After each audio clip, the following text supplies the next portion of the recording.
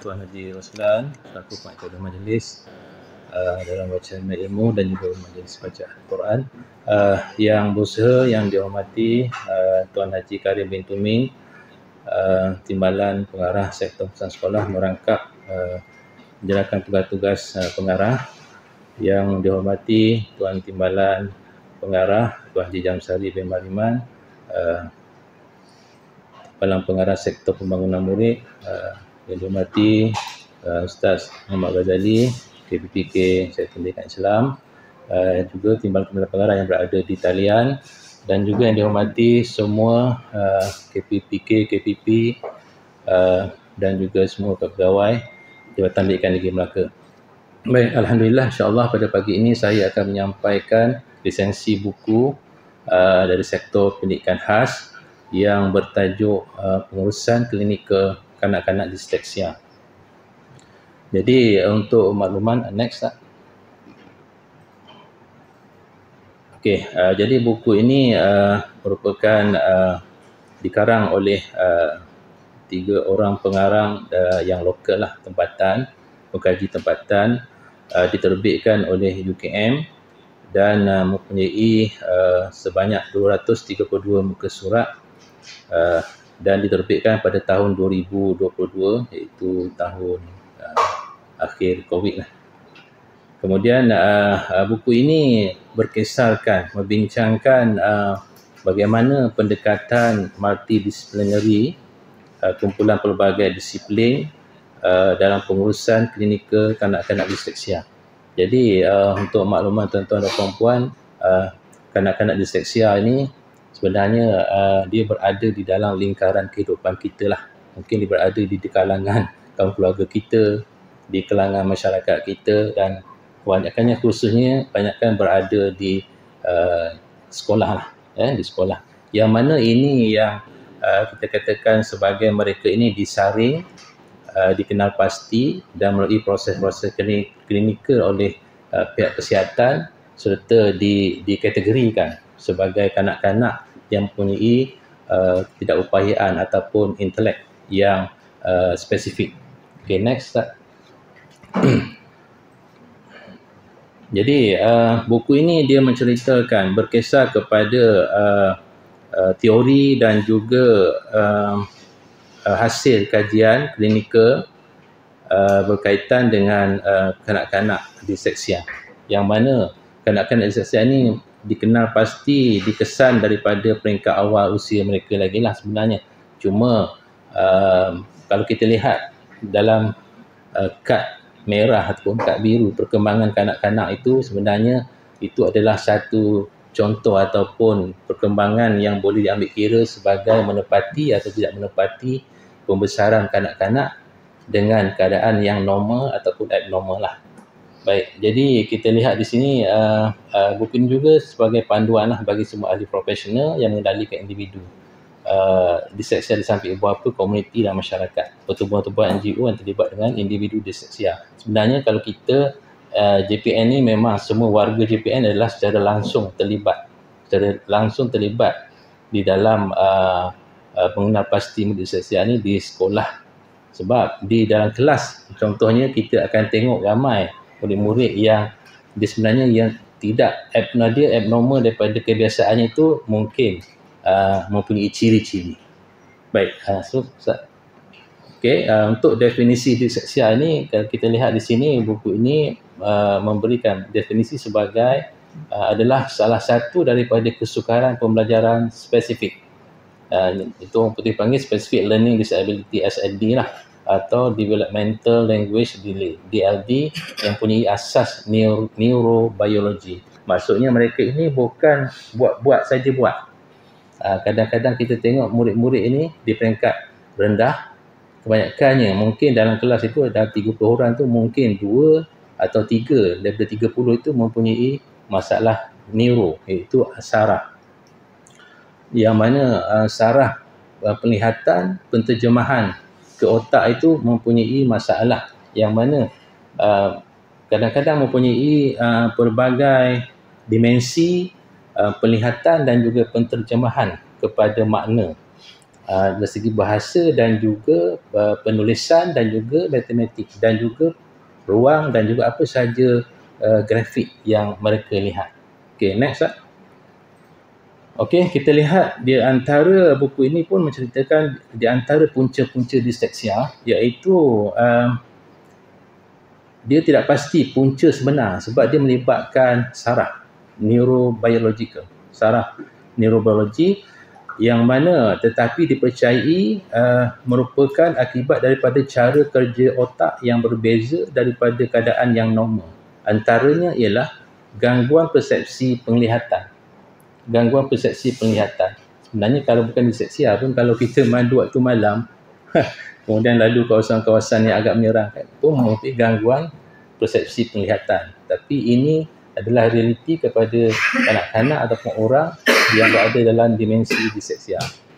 Jadi dekat sini tapi dia melibatkan saraf. Kemudian yang kedua, gangguan keterampilan pandangan visual motor. Itu keterampilan pandangan visual motor ini dia akan melibatkan dari sudut penterjemahan. Apabila diterjemahkan dalam penulisan, maka dia akan menghasilkan sesuatu yang di luar, pandang lain, tulis lain. Okay. Kemudian yang ketiga, pengalaman pahit dan dahsyat ketika kecil, traumatik. Traumatik ini pun dia boleh mendorong kepada punca-punca ke arah gejala disleksia ini.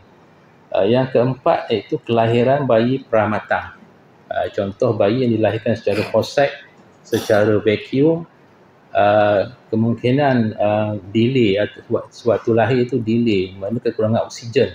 Ini kebanyakannya berlaku yang mana ketika kelahiran itu pun mempunyai suspek ataupun ciri-ciri yang mana yang mendorong kepada kelahiran yang akan menyebabkan disleksia lah. Kemudian yang kelima, penyakit semasa kanak-kanak seperti demam panas yang melampau, sawan, ini pun akan mendorong ke arah disleksia itu sendirilah. Kemudian kekurangan vitamin. Kekurangan vitamin makanan yang boleh menyebabkan kecelaruan ataupun kurang zat di bahagian pemprosesan otak, menyebabkan otak tak dapat memproses dengan baik dan sebagainya lah. Okey, seterusnya Ustaz.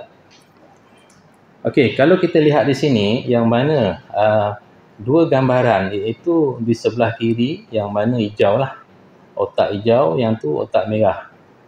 Okey, hijau ini adalah satu gambaran yang mana yang normal lah, yang memang kalau kita anak cucu dilahirkan dalam keadaan yang memang mereka mempunyai satu proses yang cantik, proses yang baik lah. Dari segi penerimaan, reseptor penerimaan kepada penterjemahan itu, otak menerima dalam keadaan proses yang normal. Manakala disleksia ini digambarkan sebagai, kita melihat pada gambar yang ke kanan itu, iaitu mempunyai kecelaruan. Kat sinilah sebenarnya. Dan kadang-kadang mereka ni bukan sengaja buat, memang otak itu bercelaru kerana pemprosesan. Mereka belajar A, B, C secara bahasanya di sekolah, tetapi penglihatan itu telah bercampur aduk. A itu positionnya kat mana, B kat situ. Sebenarnya uniknya dan rumitnya disleksia ni, pembelajaran spesifik ni lah, yang mana itu peringkat penerimaan. Apa yang mereka lihat, peletakan di otak itu sudah bercelaru. Dan apabila diterjemahkan, mereka ini biasanya akan lemah dalam bidang bahasa. Itu bahasa. Ada juga yang diskalkulia, iaitu bahagian matematik. Dan ada juga disgrafia, iaitu ruang ataupun apa saja yang mana peletakan visual yang berpelbagaian, yang punya masalah. Yang mana dia melibatkan saraf. Dan di sekolah kita akan jumpa ramai. Nanti saya akan tunjukkan data murid kita. Baik, seterusnya. Okey, ini di antara pandangan setengah kanak disleksia yang mana apabila mereka membaca, mereka melihat seperti cermin lah. Sebenarnya kes macam ni banyak. Saya pernah jumpa dulu masa bertugas di Sarawak, yang mana saya memeriksa buku murid, salah seorang murid Iban, yang mana buku ini terpaksa disemak menggunakan cermin. Kita ambil buku dia tu, kita letak cermin di sebelah. Dalam cermin itu tulisan dia cantik, memang betul, tetapi penterjemahan ke atas kertas itu apa yang mereka salin, inilah rupanya. Dan ini di antara satu ciri-ciri lah yang mana. Okay. Next up. Baik, sebenarnya diseksia ni dari segi neurologi, kalau kita tengok bahagian visual, mata saja mereka mempunyai pandangan yang mempunyai pemandangan yang pelbagai dimensi. Inilah sebenarnya kalau diterjemahkan dalam buku ini, pandangan yang mana mata seseorang pengidap disleksia. Mereka melihat tulisan itu ataupun huruf dari sudut bahasanya. Inilah dimensi penglihatan mereka, apatah lagi apabila mereka nak menterjemahkan di dalam bentuk penulisan. Sebab ini melibatkan neurologi lah. Okay, Ustaz, next. Okay, ini di antara contoh-contoh manusia yang mempunyai disleksia tetapi mempunyai kejayaan di dalam kehidupan. Iaitu seorang pelakon, Tom Cruise, merupakan seorang disleksia yang tegar. Kemudian yang seorang lagi ni saya rasa bidang sukan lah. Okay, seterusnya next. Okay, dan juga Muhammad Ali lah. Juga mempunyai masalah disleksia. Tetapi sebenarnya latih tubi mereka, dia melihat juga lah kepada kadar ataupun tahap disleksia mereka itulah. Okay, dia tak sama, tahap yang tak sama. Okay, next lah. Okay. Di sini saya paparkan data Negeri Melaka, rumusan daripada buku inilah. Yang ini luar daripada buku lah. Iaitu bilangan murid disleksia Negeri Melaka yang telah disahkan lah. Yang ini melalui proses klinikal dan disahkan oleh pihak doktor. Yang mana peningkatan berlaku daripada tahun ke tahun. Kalau kita tengok di sini daripada data yang berakhir pada 25 Oktober berdasarkan APDN, yang mana pada tahun ini kita mempunyai jumlah seramai 726 orang murid disleksia, yang mana di KV ada 2 orang, tingkatan 6 ada 5 orang, untuk menengah 1 hingga 5 itu ini adalah program inklusif penuh lah. Mereka berada di mana-mana sekolah yang tanpa pendidikan khas dan juga dengan pendidikan khas seramai 45 orang. Manakala KHAM itu adalah khas menengah. Khas menengah ini mereka berada di program pendidikan khas seramai 244 orang. Yang ini memang secara fokusnya lah. Yang secara tak berfokusnya berada berselerak di sekolah di serata Negeri Melaka seramai 45 orang di menengah, tingkatan 6 5 orang dan KV 2 orang. Okay, yang ini kategori disleksia yang mana mempunyai kadar tahap yang minimum lah, bukan kadar tahap yang maksimum, yang profound. Dan kalau kita lihat di peringkat rendah, untuk peringkat rendah darjah 1 hingga darjah 6, iaitu seramai 12 orang berada di program disleksia lah. Yang mana yang KHAR itu adalah khas rendah yang berada di PPKI seramai 418 orang. Ini sebenarnya yang 418 orang ini dan juga 244 inilah yang diusahakan untuk dipulihkan. Apabila mereka pulih, mereka boleh menduduki peperiksaan dan masuk ke perjalanan hidup secara yang normal lah. Jadi untuk di peringkat menengah, untuk 1 hingga 5 inilah yang cuba dipulihkan, dia akan diberi pelbagai latihan sebagainya, dan inilah calon-calon SPM yang mana boleh dipushkan. Kebanyakannya mereka mempunyai masalah segi bahasa saja. Bahasa saja. Tapi disebabkan oleh neurologi lah. Ada data sebelum ni yang kumpulan ni ada lepas SPM? Ada. Yang lepas SPM tu, yang ketingkatan tu ada lepas.